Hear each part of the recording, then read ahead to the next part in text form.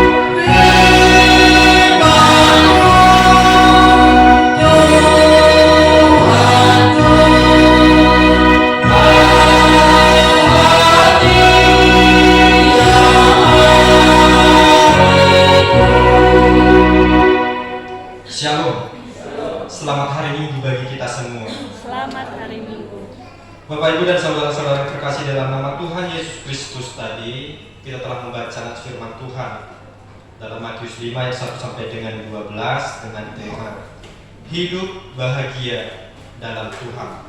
Hidup bahagia dalam Tuhan. Kita terkasih, bahagia biasanya identik dengan kondisi yang baik, baik dalam perekonomian, baik dalam karir, baik dalam pendidikan, baik dalam kekeluargaan, baik dalam segala hal. Artinya semuanya baik, semuanya baik-baik saja, semuanya tidak ada yang kurang. Maka jika siklus tersebut ada pada kita, pasti beberapa manusia akan berbahagia.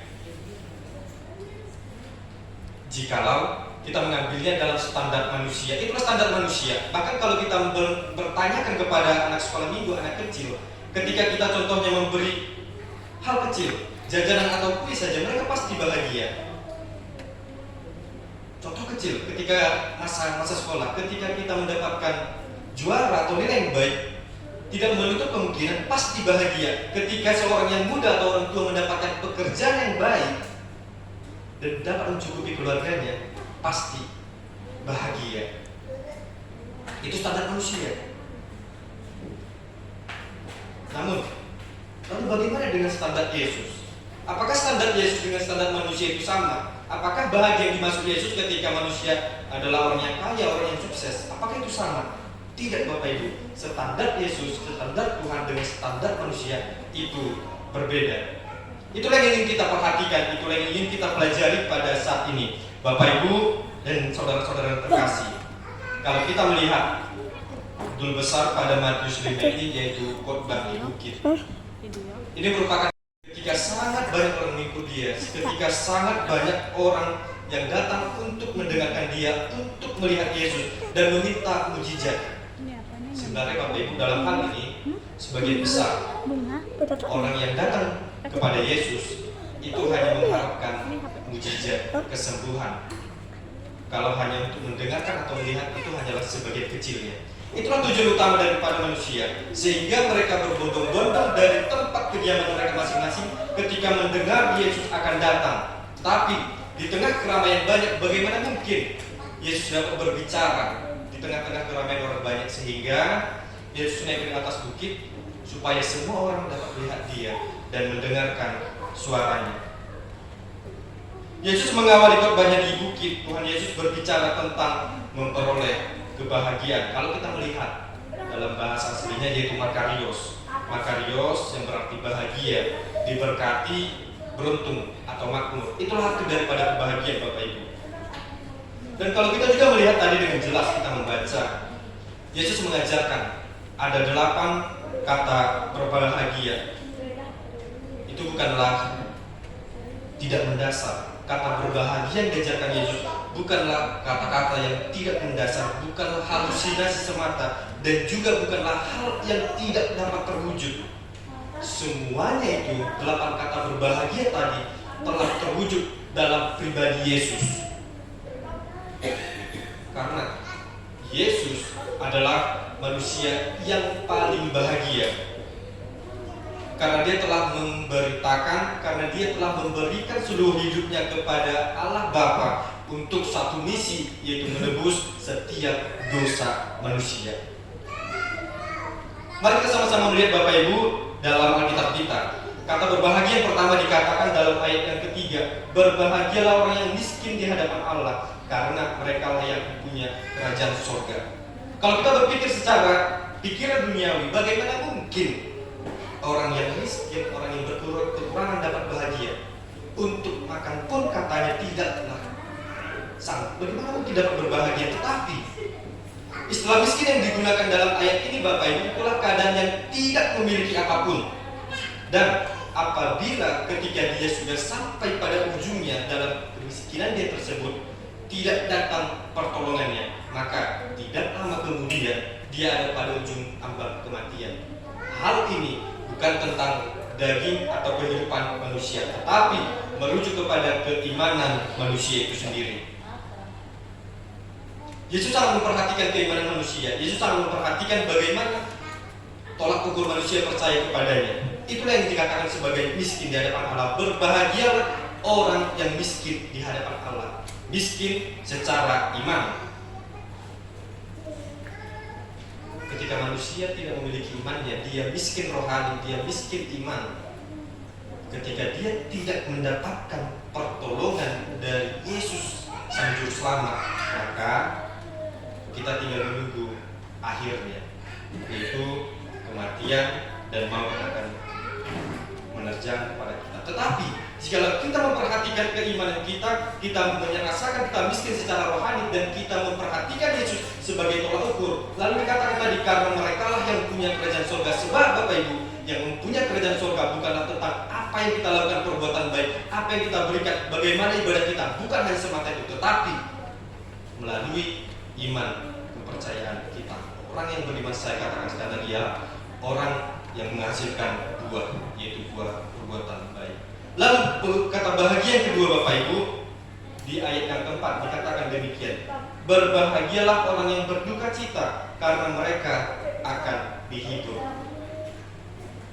Kalau kita melihat kembali bagaimana rasanya kehilangan seseorang yang kita sayangi, bagaimana rasanya kehilangan barang yang sangat kita butuhkan, bukankah sangat sulit kata bahagia itu kita terima? Berbahagialah orang yang berduka cita. Bukankah hanya tangis, ratap, dan kesedihan yang ada kepada orang yang berduka cita? Tetapi sekali lagi saya katakan Bapak Ibu, kita bukan berbicara tentang kemanusiaan, bukan tentang kondisi mengalami kesusahan, masalah, atau mendapat sial atau bencana, bukan tentang itu. Tetapi maksud daripada Yesus adalah orang yang berduka karena dosanya. Sebab Bapak Ibu, hakikatnya manusia itu berbuat dosa. Ketika manusia berbuat dosa, sangatlah kecil kemungkinannya untuk menyadari bahwasanya dia salah. Sangat kecil kemungkinannya bahwasanya dosa yang dilakukan itu adalah salah. Karena kita selalu menganggap benar, tetapi Yesus mengatakan berbahagialah orang yang berduka akan dosanya. Ketika kita menyampaikan semua dosa kita kepada Tuhan, memohon ampun, maka Yesus pasti akan menghibur kita. Melalui penghiburan itu ada pengampunan dosa. Lalu kata berbahagia yang ketiga, yaitu di dalam ayat yang kelima dikatakan demikian, berbahagialah orang yang lemah lembut, karena mereka akan memiliki bumi. Berbahagialah lemah lembut, karena mereka akan memiliki bumi. Berbicara tentang lemah lembut, Bapak Ibu, sejatinya orang Batak sangat jarang ada yang bertutur kata lemah lembut, karena sangat terkenal orang Batak memiliki kata yang kasar. Kalau secara manusia kita berpikir bagaimana mungkin kita orang Batak yang berbahasa lantunan kata yang kasar dapat memiliki bumi. Sementara Yesus mengatakan orang yang lemah lembut, tetapi itu bukan tentang dunia. Orang yang lemah lembut dikatakan bukan tentang perilaku, bukan tentang tutur bahasa, tetapi orang yang tanggap dan bersedia menerima keterbatasan orang lain, yang siap menerima kekurangan orang lain, yang siap menerima kejengkelan yang dilakukan orang kepada kita. Bukan berarti karena ia lemah sehingga dia harus tunduk terhadap orang yang menjengkeli kita. Bukan, tetapi karena ia bersungguh-sungguh di dalam Tuhan. Bukan air susu dibalas air tuba. Bukan tentang hal itu Bapak Ibu, tetapi orang yang lemah lembut dikatakan yaitu yang meneladani Yesus, mengasihi sesama, mengasihi musuh. Memang sangat berat mengasihi musuh, sangat berat mengasihi orang yang tidak kita senangi sama sekali. Tetapi itulah yang teladan yang Yesus berikan. Berbahagialah orang yang lemah lembut, karena mereka akan memiliki bumi. Lalu kalau kita melihat kembali Bapak Ibu, kata berbahagia yang keempat yaitu dalam ayat yang ke-6. Demikian dikatakan, berbahagialah orang yang lapar dan haus akan kebenaran, karena mereka akan dipuaskan. Orang yang haus dan lapar akan kebenaran, yaitu kebenaran firman Tuhan. Ini bukan tentang perdagingan. Memang kalau kita membawa secara pribadi Bapak Ibu, sejatinya ketika lapar dan haus sangatlah susah hidup hati sejahtera, sangatlah susah berbahagia. Bahkan pikiran pun itu tidaklah dapat terkontrol dengan baik jikalau tenaga kita tidak ada, yaitu lapar dan haus. Tetapi Yesus mengatakan lapar dan haus karena kebenaran, yaitu kebenaran akan firman Tuhan. Ini bukan tentang makanan dan minuman sehari-hari, tetapi lapar dan haus yang dimaksud adalah rindu akan firman Tuhan, yang senantiasa menjadikan firman Tuhan sebagai landasannya di setiap harinya, yang menjadikan firman Tuhan sebagai pedoman di dalam hidupnya, yang menjadikan firman Tuhan sebagai patokan di dalam hidupnya. Karena orang yang demikian, mereka akan dipuaskan, mereka akan dihiburkan, mereka akan disenangkan, mereka akan disukakan oleh karena firman Tuhan. Kalau kita melihat juga Bapak Ibu di dalam ayat yang ke-7, kata bahagia yang kelima, berbahagialah orang yang murah hatinya, karena mereka akan beroleh kemurahan. Berbahagialah orang yang murah hatinya. Orang yang dimaksud adalah orang yang menaruh belas kasihan dan simpati terhadap orang yang menderita. Sekali lagi saya katakan, orang yang menaruh belas kasihan dan simpati terhadap orang yang menderita. Bukan tentang siapa dia, bukan tentang apa yang dia berikan kepada kita, bukan tentang apa yang harus kita terima dari orang tersebut, tetapi yaitu kasih agape. Pernah saya khotbahkan, yaitu kasih yang meskipun engkau dikhianati, meskipun engkau disakiti, meskipun engkau dilupakan, tetapi kasih agape yang daripada Allah haruslah senantiasa kita pegang. Itulah yang dikatakan sebagai orang yang murah hatinya, yaitu yang menaruh belas kasihan kepada orang yang membutuhkan pertolongan, orang yang membutuhkan, dan orang yang menderita. Artinya ringan tangan dalam membantu. dengan tangan dalam membantu. Dan kata bahagia yang keenam Bapak Ibu di ayat yang 8, boleh kita sama-sama perhatikannya. Berbahagialah orang yang suci hatinya, karena mereka akan melihat Allah.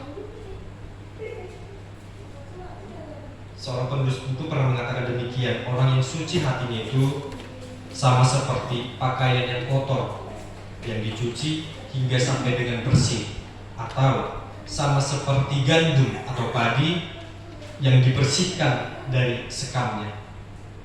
Artinya ketika seseorang itu telah dililit, telah dilapisi oleh keadaan dunia yang tidak baik-baik saja, namun dia tetap berhasil keluar dari hal tersebut, dia tetap memancarkan kasih setia Tuhan, yaitu suci hati, itulah dikatakan orang yang suci hatinya. Sehingga dia tidak mudah memandang rendah orang lain, dia tidak mudah memandang atau menyepelekan orang lain di kekurangannya, melainkan ketika ada orang yang hidup di dalam kekurangannya, atau ada orang yang berpikir secara pikirannya masih kekurangan atau terhadap hal lain, disitulah kita mengarahkan, disitulah kita membantu supaya menunjukkan hal yang baik. Orang yang suci hatinya karena mereka akan melihat Allah. Lalu yang ketujuh, yaitu ayat yang ke-9, sama-sama kita memperhatikan Bapak Ibu. Berbahagialah orang yang membawa damai, karena mereka akan disebut anak-anak Allah.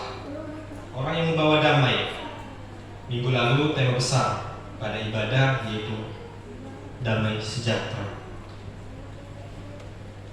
Damai sejahtera bagaimana yang harus kita bawakan? Kembali lagi saya katakan, standar manusiakah atau standar daripada Tuhan? Sebab standar manusia Bapak Ibu menurut firman Tuhan pada minggu lalu itu adalah membawa kepada kesia-siaan, membawa pada ketidakkekalan atau semu. Tetapi jika kita membawa damai sejahtera menurut standar Allah, itu adalah kekal abadi sampai dengan selama-lamanya. Orang yang membawa kebaikan kepada semua orang, orang yang membawa damai, orang yang membawa menjadi penengah di tengah-tengah keributan, menjadi air di tengah-tengah api yang menyala, bukan menjadi minyak. Dia menjadi pendamai, dia menjadi penengah di setiap keributan. Sebab orang seperti itulah yang dikatakan sebagai anak-anak Allah. Lalu kata berbahagia yang terakhir Bapak Ibu, atau yang ke-8 makarios, yaitu dari 10 sampai dengan ayat yang ke-12. Demikian firman Tuhan.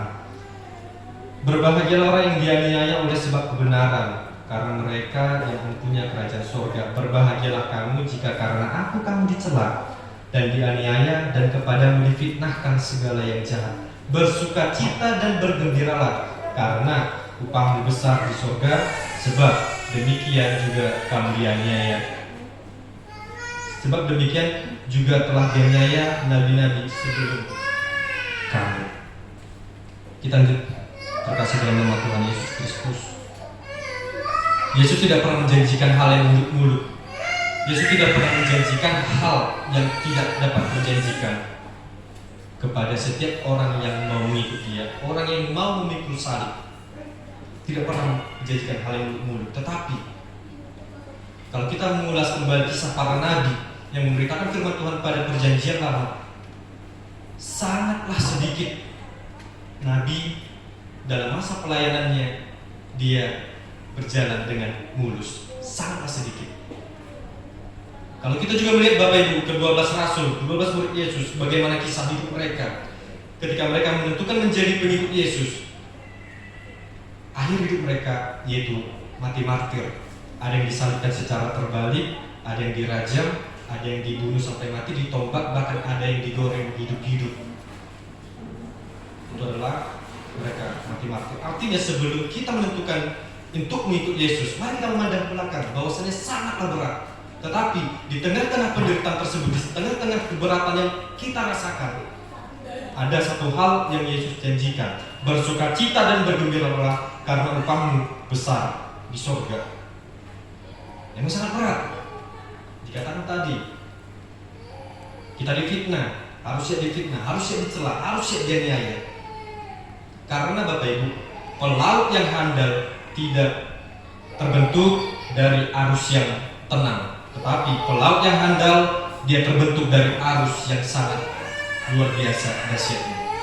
Demikian juga dengan kita, pengikut Kristus yang setia tidak terbentuk dari perjalanan yang mulus, tetapi penuh dengan penderitaan, penuh dengan aniaya, bahkan penuh dengan celah. Karena ketika kita kuat dan tahan sampai dengan akhirnya, maka kita layak disebut sebagai pengikut Yesus dan upah kita besar di surga. Kita yang terkasih di dalam nama Tuhan Yesus Kristus, Bapak Ibu dan saudara-saudara yang terkasih, pada saat ini kita telah memasuki Minggu Septua Gesima, 70 hari sebelum kebangkitan. Artinya melalui masa-masa prapaskah ini, Bapak Ibu, mari kita hidup berbahagia di dalam Tuhan. Sekalipun kita miskin di hadapan Allah secara iman, mari kita berharap kepadanya. Sekalipun kita berduka, mari kita mendukakan setiap dosa-dosa kita yang kita lakukan. Mari kita hidup lemah lembut di hadapan Allah. Mari kita lapar dan haus akan kebenaran firman Tuhan. Mari kita memiliki hati yang murah hati. Mari kita memiliki hati yang suci yang dari Kristus Yesus. Dan mari kita menjadi orang yang membawa damai di tengah-tengah masalah, di tengah-tengah keributan, di tengah-tengah perselisihan. Dan terakhir, berbahagialah ketika kita tahan uji, sebab kita akan menjadi orang yang bergembira, sebab upah kita besar di sorga. Amin. Mari kita bernyanyi.